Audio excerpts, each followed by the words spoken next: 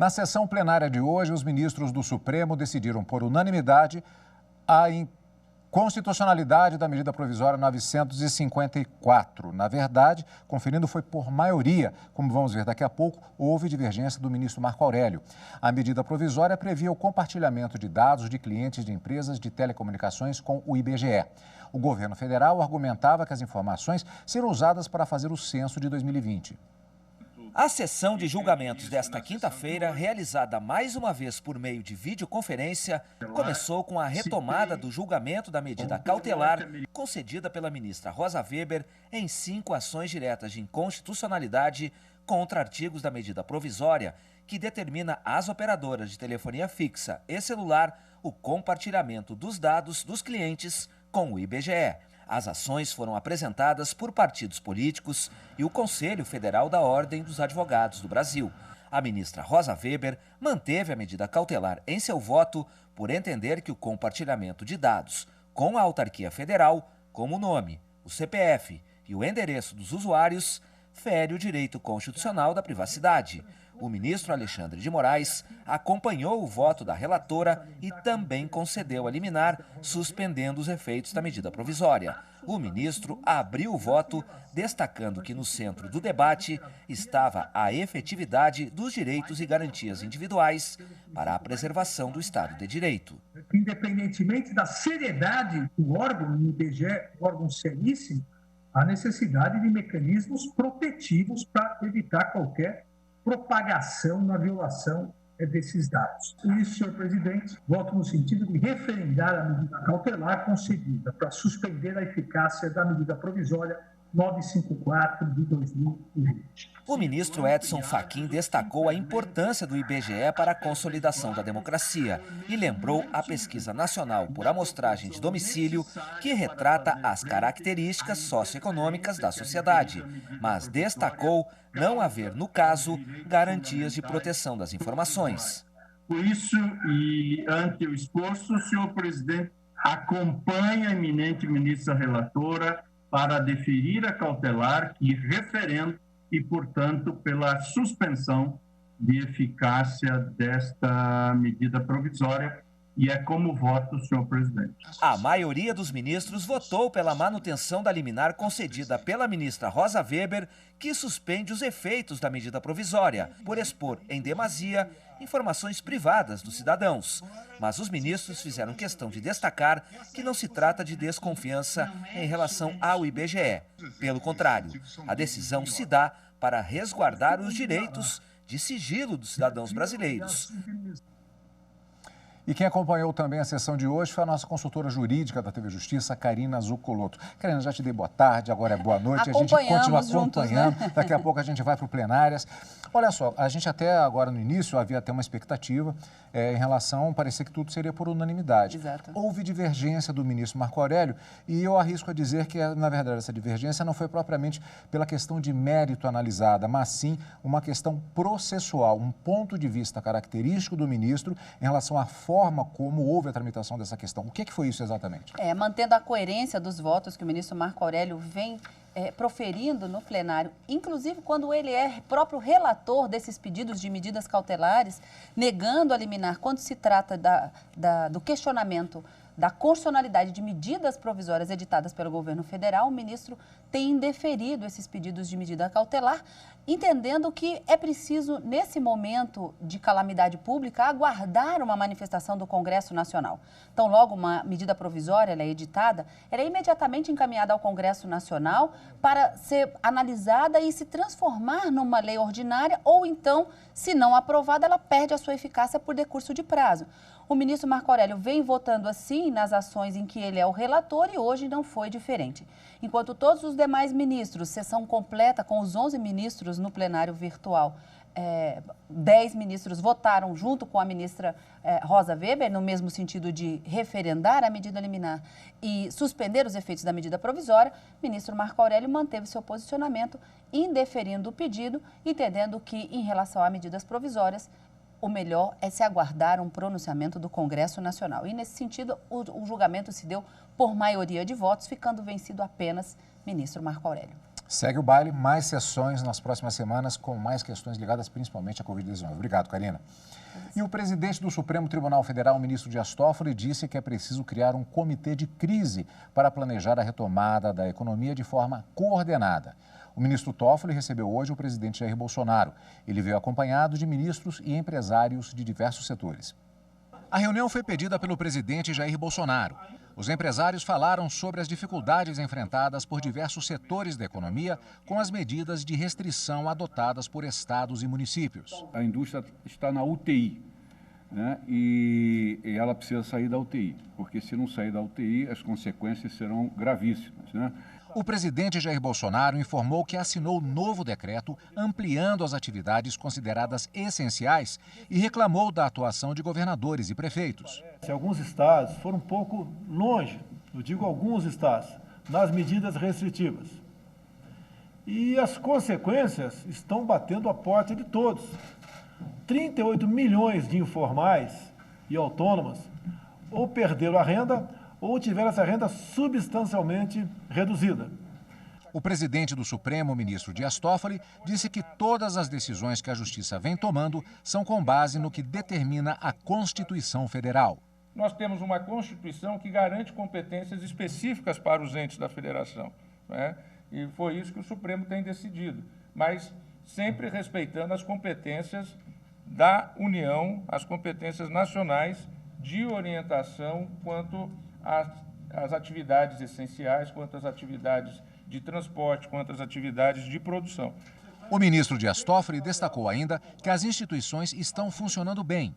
Lembrou que o Brasil tem um dos maiores parques industriais do mundo, um sistema financeiro, uma rede social e um sistema de saúde sólidos e que, agora, é preciso planejar a retomada da economia e do crescimento. Para isso, sugeriu ao presidente da República a criação de um comitê de crise para coordenar essa saída. Essa coordenação, presidente, que eu penso que o Poder Executivo, o presidente da República, junto com seus ministros, chamando os outros poderes, chamando os estados também, os representantes dos municípios, eu penso que é fundamental isso, talvez um comitê aí de crise para envolvendo a federação, envolvendo os poderes, para exatamente, junto com o empresariado, junto com os trabalhadores, pensar essa necessidade que temos de traduzir, né, em realidade esse anseio, que é o anseio de trabalhar, de produzir, manter empregos, manter uma sociedade estruturada em funcionamento.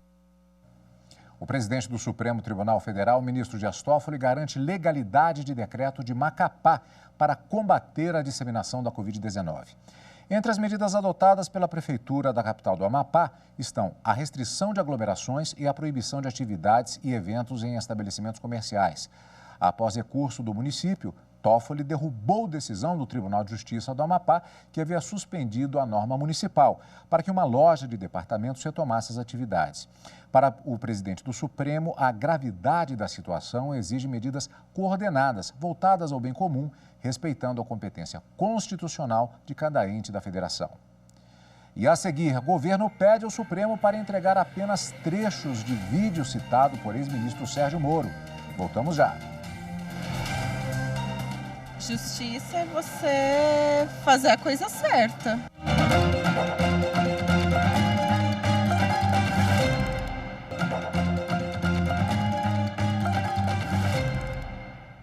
A Advocacia Geral da União apresentou um novo pedido para que o ministro Celso de Mello, do Supremo Tribunal Federal, reconsidere decisão que determinou a entrega de vídeo de reunião no Palácio do Planalto.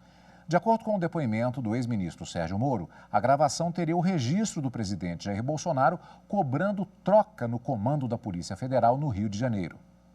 No documento apresentado na tarde desta quinta-feira ao Supremo, a AGU pede para entregar apenas os trechos do vídeo relacionados à investigação em andamento. Em petição anterior, a AGU argumentava que na reunião foram tratados assuntos potencialmente sensíveis e reservados de Estado, inclusive de relações exteriores. A determinação para entregar o material atendeu a pedido da Procuradoria-Geral da República para investigar as acusações feitas pelo ex-ministro da Justiça, Sérgio Moro, de que o presidente Jair Bolsonaro tentou interferir politicamente na Polícia Federal.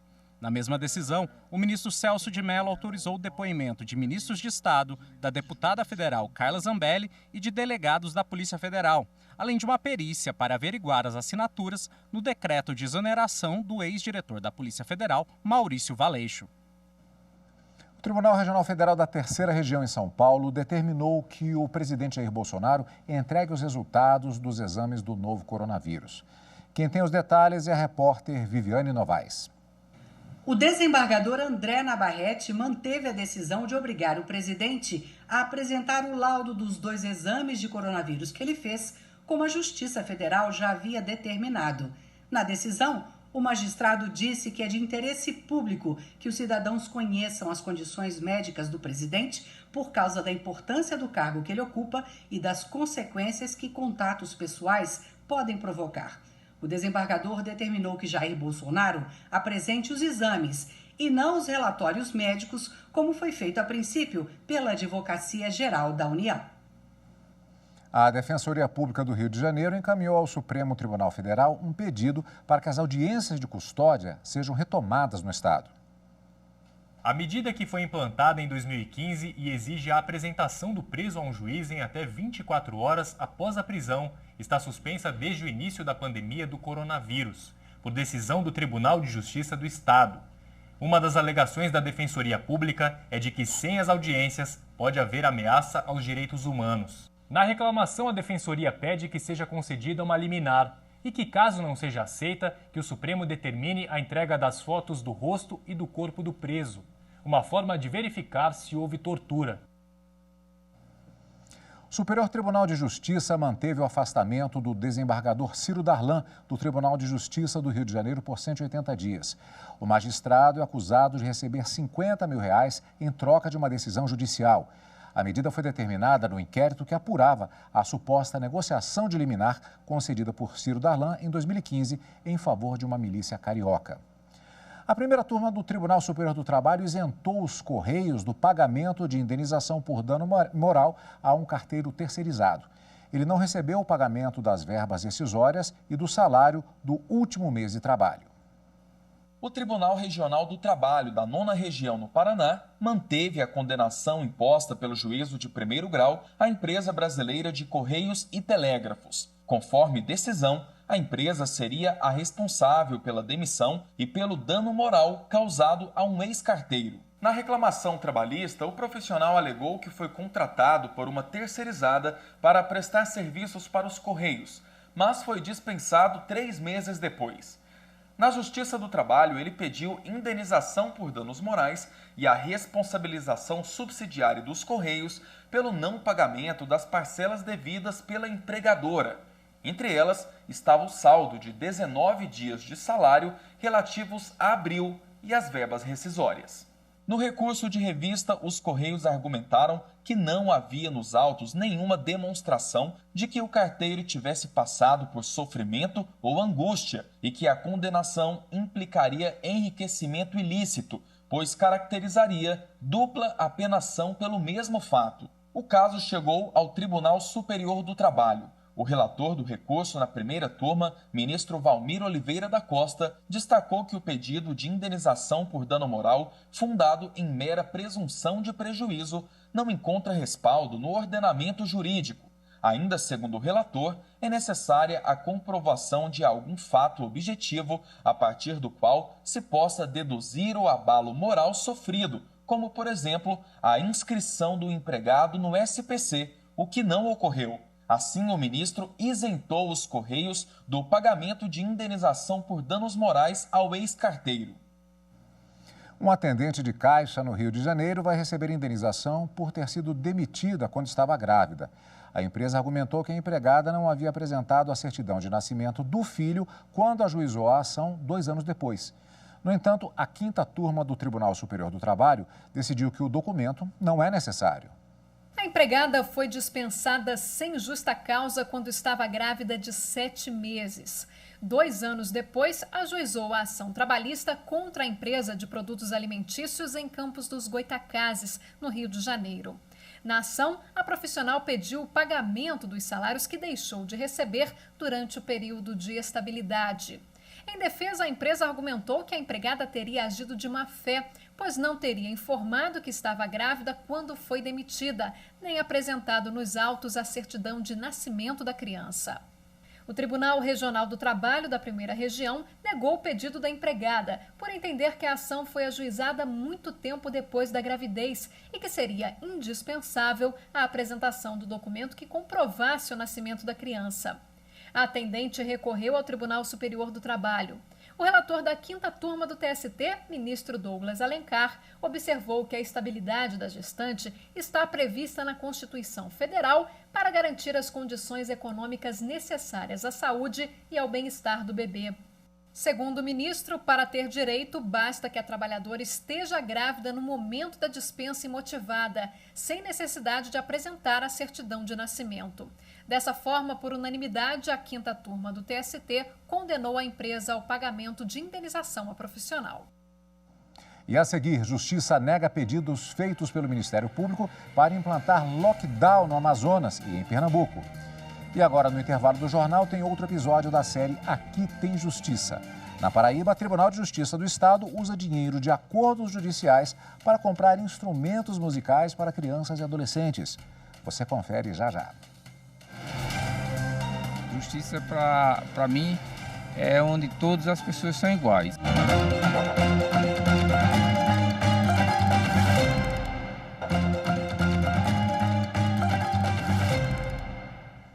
A ministra Carmen Lúcia do Supremo Tribunal Federal manteve a prisão preventiva de um comerciante chinês acusado de receptação de quase 15 mil testes de coronavírus. O material foi furtado do aeroporto de Guarulhos, em São Paulo. A defesa do chinês pedia a revogação da prisão com a aplicação de outras medidas cautelares ou prisão domiciliar. A ministra Carmen Lúcia negou habeas corpus. Segundo a ministra, as instâncias antecedentes confirmaram a prisão preventiva porque o empresário teria desviado o material que poderia salvar milhares de vidas, se aproveitando da calamidade pública para ter lucro. Começou a valer hoje o chamado lockdown em 10 cidades do Pará. A medida que determina o bloqueio total de todas as atividades consideradas não essenciais visa a contenção da Covid-19. Já nos estados do Amazonas e Pernambuco, a Justiça negou os pedidos feitos pelo Ministério Público para implantar a restrição. No Pará estão previstos 10 dias de restrição na capital Belém, 6 municípios da região metropolitana e outros 3 do interior do estado. A medida permite apenas o funcionamento de serviços considerados essenciais, como supermercados e farmácias, e também limita o número de pessoas circulando nas ruas. Para isso, 30 barreiras estão sendo montadas para fazer a abordagem das pessoas e ainda orientar sobre o cumprimento do decreto. Até sábado, o lockdown terá caráter educativo. Depois, quem não respeitar poderá ser multado em R$ 150. Já a multa para os comerciantes é de R$ 50 mil. O Pará é o segundo estado do Brasil a adotar a medida depois do número de casos de coronavírus triplicar em uma semana. O primeiro foi o Maranhão. Já no Amazonas e Pernambuco, o Ministério Público busca implantar a mesma medida por meio da Justiça, mas o pedido foi negado. O entendimento foi que não há elementos para a medida ser implantada de forma judicial. No Rio de Janeiro, a Fundação Oswaldo Cruz mandou um relatório para o MP recomendando restrições mais severas para a contenção da Covid-19. A Vara de Execuções Penais, o Ministério Público e a Vigilância Sanitária fizeram hoje uma inspeção na cozinha que fornece alimentação a presos do Complexo Penitenciário da Papuda, no Distrito Federal. A medida é para prevenir o avanço da Covid-19 entre presos e agentes de segurança. Durante a visita, a comissão inspecionou o processamento, o armazenamento e o preparo de alimentos que são servidos à comunidade carcerária. O acompanhamento sanitário é para garantir o controle da contaminação pelo coronavírus dentro da penitenciária. Segundo a Secretaria de Segurança Pública do Distrito Federal, 238 presos estão com a Covid-19. Entre os agentes penitenciários, são 92 casos. Até o momento, já foram aplicados mais de 1.800 testes internos e policiais penais na capital do país. Superior Tribunal de Justiça nega pedidos de habeas corpus para que idosos presos em São Paulo possam cumprir pena em regime domiciliar. Em 3 habeas corpus coletivos, a Defensoria Pública alegou que a medida seria necessária para prevenir a contaminação do novo coronavírus. Os pedidos eram para colocar em liberdade ou em regime domiciliar idosos presos nas cidades paulistas de Iperó, Sorocaba e Capela do Alto. O Tribunal de Justiça de São Paulo negou por entender que não há na petição inicial informações de que os presos estejam sob suspeita ou infectados pela Covid-19. No caso do pedido de Iperó, por exemplo, ao indeferir o recurso da Defensoria Pública do Estado, o relator do processo no STJ, ministro Reinaldo Soares da Fonseca, destacou que nessas situações o entendimento predominante no tribunal é de que a pandemia deve ser sempre levada em conta. Mas isso não significa que todos devam ser liberados, pois ainda persiste o direito da coletividade de em ver preservada a paz social. O ministro completou dizendo que as decisões proferidas pelas instâncias anteriores apresentam fundamentação suficiente e idônea, não se configurando ilegalidade que autorize a concessão do habeas corpus solicitado. Na quarentena, o trabalho do Judiciário de Mato Grosso não para. Um dos exemplos é a expansão do módulo criminal do Processo Judicial Eletrônico, o PJE. Várias comarcas estão recebendo a plataforma e ainda capacitações online, garantindo economia, rapidez e segurança. Mais inovação no Judiciário de Mato Grosso. Os operadores do direito receberam treinamento virtual pelo canal oficial do TJMT no YouTube para manusearem o processo judicial eletrônico no módulo criminal.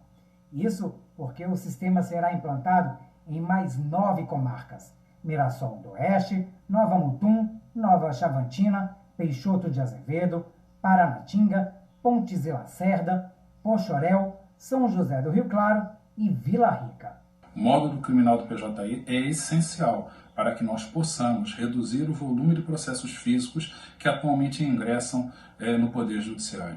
Nesse momento em que o home office é a forma de trabalho de todos os servidores, magistrados e colaboradores, essencial que todos se capacitem no módulo criminal para que possamos utilizar essa ferramenta. O treinamento via internet, ele se mostrou mais eficiente e também mais eficaz e muito mais econômico. Tendo em vista, nós conseguimos atingir um público bem maior. Um curso dinâmico e bastante didático aos operadores de direito, facilitando, assim, a utilização dessa ferramenta que, para a grande maioria, já é familiarizado, mas alguns ainda, principalmente os operadores que atuam só na área criminal, não têm qualquer conhecimento. E este foi o Jornal da Justiça de hoje. Mas não se esqueça, mande o seu recado ou sugestão de reportagem para o nosso WhatsApp, 61992606116. Para você, uma boa noite.